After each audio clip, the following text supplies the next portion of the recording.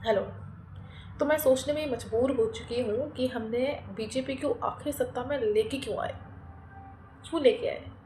इसीलिए ना कि ये कुछ अच्छा कर सके लोगों के लिए।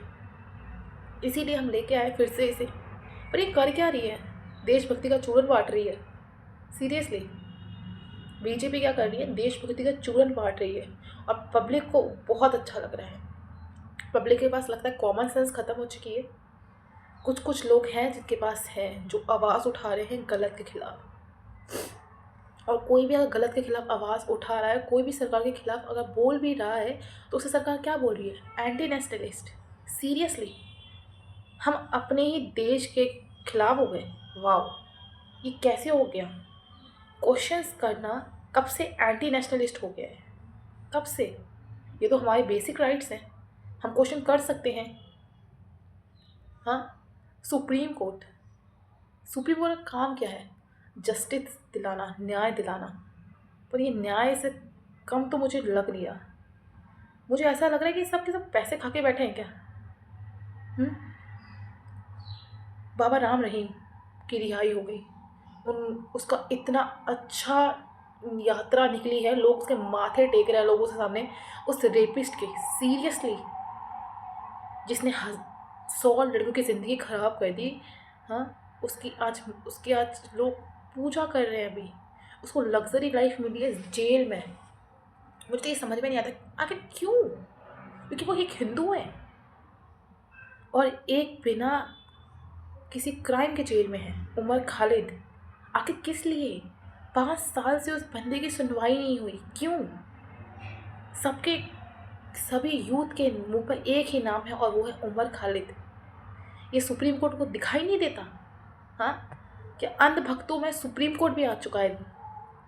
हाँ, मुझे ऐसा लगता है बीजेपी ने की जो ये करती ना कि हमने जीडीपी अच्छा किया, हमने ये अच्छा किया, सब दिखावा लगता है मुझे।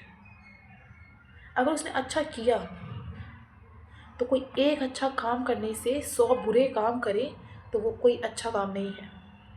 उसकी हज़ारों बुराइयाँ भी हैं बीजेपी की, जो हमारे हमारे देश में इतने अंधभक्त हैं ना, जो कभी देख भी नहीं पाएंगे। इतने अंधभक्त हैं। हाँ, यूथ मर रही है बीजेपी गवर्नमेंट में। कुछ हो नहीं रहा। कोई भी लोग अगर सरकार के खिलाफ बोल रहे हैं तो उन्हें जेल में बंद कर दिया जा रहा है, मार दिया जा रहा है उन्हें। कोई भी करप्शन के खिलाफ बोल रहा है तो उन्हें मार दिया जा रहा है। आखिर क्यों? ऐसा क्यों हो रहा है? एक देश तो एक देश का एक संविधान है कि नहीं? है ना? सबके बेसिक राइट्स हैं, सबके पास खुद के फंडामेंटल राइट्स हैं, फंडामेंटल ड्यूटीज़ हैं। पर ये घंटा कुछ नहीं मिलने वाला भाई। हम जैसे लॉ हम जैसे मतलब बच्चे जो लॉ पढ़ रहे हैं, लॉ पढ़े रखे हैं, पढ़ा रहे हैं। हम क्या पढ़ा रहे हैं बच्चों को? हम पढ़ाते उन्हें कि ये हमारे लॉज हैं। अगर पुलिस, क्या कहते हैं, पुलिस किसी को गिरफ्तार करे, 24 घंटे के अंदर कोर्ट में उसकी पेशी होती है। हाँ, बट यहाँ पर क्या हुआ? यहाँ पर कोर्ट की पेशी ही नहीं हुई। उमर खालिद की पेशी ही नहीं हुई। सुप्रीम कोर्ट के जज 56% तो उस केस को है वो ही नहीं करते, छुट्टियों में चले जाते हैं, कुछ टाल देते हैं। हाँ, उस बंदे को ऐसे ट्रीट किया जा रहा है जैसे वो एक आतंकवादी है। सीरियसली, ये दिन भी देखना पड़ रहा है क्या? एक गलत आदमी, एक गलत मुस्लिम अगर कोई गलत कर भी दे, पूरी कौम को गालियाँ नहीं पड़नी चाहिए।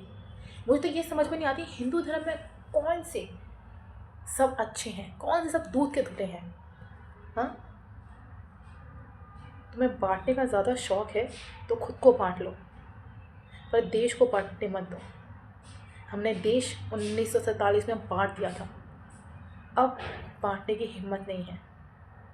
ये सभी यूथ को अपने दिल में रखनी चाहिए बात। सभी यूथ को मिलकर खड़ा होना चाहिए इस बीजेपी गवर्नमेंट के खिलाफ, ये जो गलत काम कर रही है।